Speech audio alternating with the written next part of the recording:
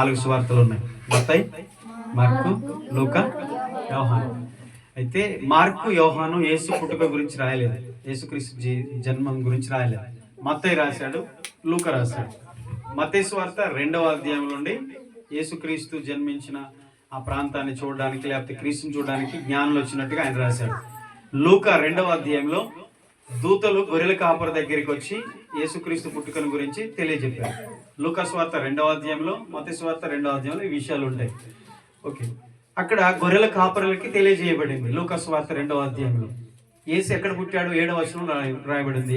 లూకా సువార్త 2వ అధ్యాయం 7వ వచనంలో ఆయన సత్రములో స్థలము లేనందున ఆయన పుట్టినప్పుడు తొట్టిలో పరుండబెట్టినట్టుగా 7వ వచనంలో ఉంది. 8వ వచనంలో గొర్రెల కాపరుల దగ్గరికి ఆ రాత్రి వారు మందలు వేపుచుండగా దూత వచ్చి వారితో చెప్తాడు, నేడు మీ కొరకు రక్షకుడు పుట్టి ఉన్నాడు, దావీదు పట్టణమందు నేడు రక్షకుడు మీ కొరకు పుట్టి ఉన్నాడని. ఇదే మీ కానవాళ్ళు, మీరు వెళ్ళి చూడండి,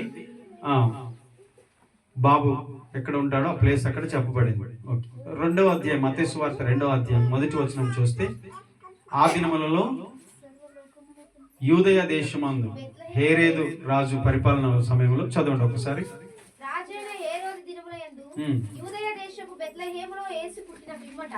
ఇదిగో తూర్పు దేశపు జ్ఞానులు యెరూషలేమునకు వచ్చి, యూదుల రాజుగా పుట్టిన వాడు ఎక్కడనున్నాడు? తూర్పు దిక్కున మేము ఆయన నక్షత్రము చూచి ఆయనను పూజింపవచ్చితిమని చెప్పిరి. మొదటి 2 వచనాలు ఈ విషయాలు ఉన్నాయి. మొదటి వచనంలో హేరోదు, బెత్లెహేం అనే గ్రామం, జ్ఞానులు. ఆ వచనంలో 3 ప్రస్తావన ఉంటుంది. ఓకేనా? హేరోదు రాజు, హేరోదు అనేటువంటి రాజు యూదయ దేశానికి రాజుగా ఉన్నాడు. ఆ యూదయ దేశంలో యేసుక్రీస్తు పుట్టిన ఆ టైంలో ఈయన పరిపాలన ఉన్నాడు. అయితే ఈయన రోమ ప్రభుత్వం కింద అధికారిగా, లేకపోతే సామంత రాజు అంటారు, యూదయ దేశాన్ని పరిపాలిస్తున్నాడు. అయితే యూదయ దేశమే కాదు, ప్రపంచ దేశాలన్నీ కూడా రోమ ప్రభుత్వం కింద ఉన్నాయి అప్పుడు. ఈ హేరోదు, మహా హేరోదు అని పిలుస్తారు ఈయనని. తర్వాత హేరోదులు చాలా మంది ఉన్నారు, వారందరూ కూడా ఈయన బంధువులే. ఇక బెత్లెహేం అనే గ్రామం గురించి, యేసు ప్రభు బెత్లెహేంలోనే ఎందుకు పుట్టాలి? యెరూషలేములో పుట్టొచ్చు కదా, ఇంకా వేరే దేశంలో పుట్టొచ్చు కదా. అంటే క్రీస్తు లోకానికి రాక మునిపే యేసుక్రీస్తు బెత్లెహేములో జన్మిస్తాడనే ప్రవచనాలు ఉన్నాయి. మీకా గ్రంథం 5వ అధ్యాయం 2వ వచనంలో, యూదా దేశపు బెత్లెహేమా, నీవు ఎంత మాత్రం అల్పమైన దానవు కాదు, నిన్ను ఏలబోవాడు, అంటే నీ ప్రజలను, లేకపోతే నా ప్రజలను ఏలబోవాడు, అనగా ఇజ్రాయెల్ని ఏలబోవాడు నీలో నుండి వస్తాడని దేవుడు బెత్లెహేం గురించి మాట్లాడిన మాట ఉంది. మీకా ప్రవక్త ప్రవచించాడు. కాబట్టి ఆ ప్రవచన నెరవేర్పు ప్రకారంగానే బెత్లెహేములో యేసు ప్రభు పుట్టాలి. ఓకేనా? ఇక బెత్లెహేము అనేది దావీదు రాజు, బైబిల్లో దావీదు తెలుసు కదా, దావీదు రాజు యొక్క సొంత గ్రామం అన్నమాట బెత్లెహేం. ఈ బెత్లెహేము యెరూషలేమునకు సుమారు 8 కిలోమీటర్ల దూరంలో ఉంటుంది. యెరూషలేం అనేది క్యాపిటల్ సిటీ, రాజధాని. కానీ ఆ యొక్క చిన్న గ్రామం, దాని పేరు కూడా సరిగ్గా ఎవరు పట్టించుకోరు, దాని గురించి అసలు అంతగా పట్టించుకోరు. కానీ దేవుడు ఆ గ్రామాన్ని ఏర్పరచుకున్నాడు. ఈరోజు దాని నుంచి కూడా మనం పాట నేర్చుకోవాలి. బెత్లెహేము అనేది ఒకప్పుడు పాత నిబంధనలు చూస్తే ఆదికాండం 35:19 లేకపోతే 48 ఉంటుంది. ఎఫ్రతా అంటారు. పూర్వం దానికి ఇంకో పేరు ఏంటంటే ఎఫ్రతా.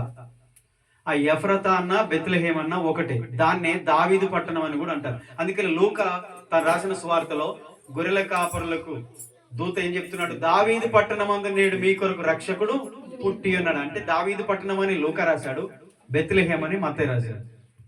ఓకేనా? బెత్లెహేం అన్న దావీదు పట్టణం అన్న పూర్వము ఎఫ్రతా అన్న ఒకటే. అయితే దేవుడు అల్పమైన దాన్ని ఘనమైన దానిగా మారుస్తాడు అన్న విషయాన్ని మనం నేర్చుకుంటాం బెత్లెహేం విషయంలో. వింటున్నారా? ఇక్కడ యేసు జన్మించడానికి యోసేపు నజరేతు వాడు, గలిలయ ప్రాంతంలో ఉన్న నజరేత్ అనే ఊరి వాడు యోసేపు. ఆయనకు ప్రదానం చేయబడింది మరియా. ఇప్పుడు వీళ్ళ పూర్వీకుల గ్రామం బెత్లెహేం.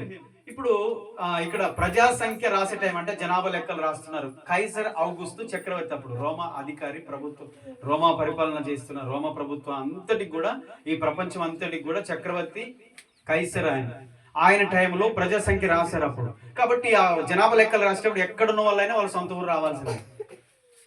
యేసు పుట్టే టయానికి ఈ జనాభా లెక్కలు, ప్రజా సంఖ్య లెక్క రాయడానికి బెత్లెహేంకి వెళ్ళాలి.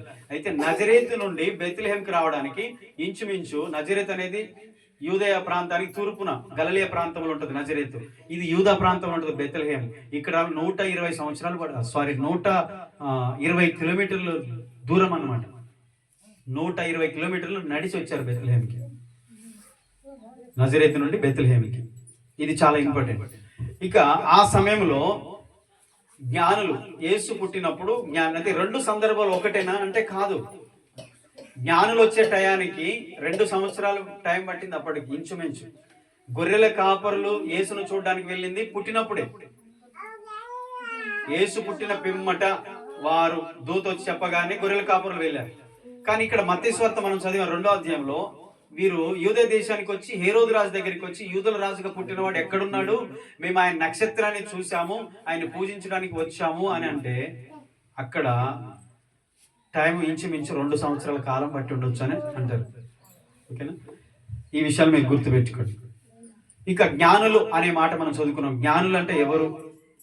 యేసును ఆరాధించడానికి వచ్చిన జ్ఞానులు. తూర్పు దేశపు జ్ఞానులు అని ఉంది మొదటి వచనంలో కదా. తూర్పు దేశంలో జ్ఞానులు. ఈ జ్ఞానులు ఎవరనంటే తూర్పు దేశం యెరూషలేమునకు తూర్పున ఉన్న దేశాలు ఏంటంటే బాబులోను దేశం, పారసిక దేశం అన్నమాట. అంటే అన్యజనుల దేశం. వాళ్ళు జ్ఞానులైనప్పటికీ భౌగోళిక శాస్త్రవేత్తలు కావచ్చు అని అంటారు. ఇంకా చూడాలంటే వాళ్ళు ఆకాశంలో కొన్ని సూచనలు చూసి వాటి భావాన్ని తెలిపేవారు. దానియేలు గ్రంథము, ఎస్తేరు గ్రంథములో, ఆది కాండంలో కానీ ఐగుప్తులో కూడా వాళ్ళు కనిపిస్తూ ఉంటారు. ఈ బబులోను దేశంలో ఉన్నటువంటి జ్ఞానులు ఆనాడు వాళ్ళు ఏంటంటే ఏదైనా రాజుకు కళ వస్తే ఆ రాజు కన్నా కళను, భావాన్ని వీళ్ళు చెప్పాలి. శకునగాండ్రు ఉంటారు ఆ దేశంలో, జ్ఞానులు ఉంటారు, శాస్త్రులు ఉంటారు, వీళ్ళు అనమాట. వీళ్ళకి ఏం తెలుసు మరి యేసు ప్రభు నక్షత్రం ఏది అని? ఇప్పుడు యూదయలో ఉన్న వాళ్ళకే తెలియలేదు, ప్రధాన యాజకులకు తెలియదు. వాళ్ళకి ఎలా తెలిసింది అని అంటే పూర్వము యూదులు అన్యజనుల దేశాలకు వెళ్ళి బానిసలో కొనుగోబడి అక్కడ ఉన్నప్పుడు, యూదులు అన్యజనుల మధ్య ఉన్నప్పుడు యూదుల సాంప్రదాయాలన్నీ కూడా, వాళ్ళ నమ్మకాలు, వారి నిరీక్షణ అన్ని కూడా వీళ్ళకి తెలుసు అన్నమాట. అదే విషయం. కాబట్టి వారికి ప్రవచనాలు తెలుసు. యెషయా గ్రంథం 9వ అధ్యాయం 6వ వచనంలో ప్రవచనం కూడా వారికి తెలుసు. మీకా గ్రంథం 5వ అధ్యాయం 2వ వచనంలో ప్రవచనం కూడా వారికి తెలుసు. ఇప్పుడు మీరున్నారనుకోండి, అన్యజనుల మధ్య మీరున్నప్పుడు మీరు చదివే బైబిల్, మీరు నమ్మే సిద్ధాంతం, మీ నిరీక్షణ మీ చుట్టూన్న వారికి తెలుస్తుందో తెలియదా? వాళ్ళు యేసుప్రభు మళ్ళీ వస్తాడని క్రైస్తవులు నమ్ముతారు అని అన్యజనులకు తెలుసు. మన విశ్వాసం ఏంటో, మన నిరీక్షణ ఏంటో వాళ్ళకి తెలుసు. అలాగే యూదుల గురించి వాళ్ళకి తెలుసు. వాళ్ళ వాగ్దానాలు, వారికి ఏ వాగ్దానాలు వాళ్ళకి తెలుసు. వాళ్ళు మెస్సయ్య వస్తాడని వారు ఎదురు చూస్తున్నారు, ఆ విషయం వాళ్ళకి తెలుసు. కాబట్టి ఆ నక్షత్రము చూసినప్పుడు 2వ వచనంలో ఉంటుంది, అన్ని నక్షత్రాల్లాగా కాదు ఈ నక్షత్రం, దీనికి ఒక ప్రత్యేకత ఉంది. ఎన్నో నక్షత్రాలు ఉన్నాయి కానీ వారు చూసిన నక్షత్రం ఒక ప్రత్యేకమైనది.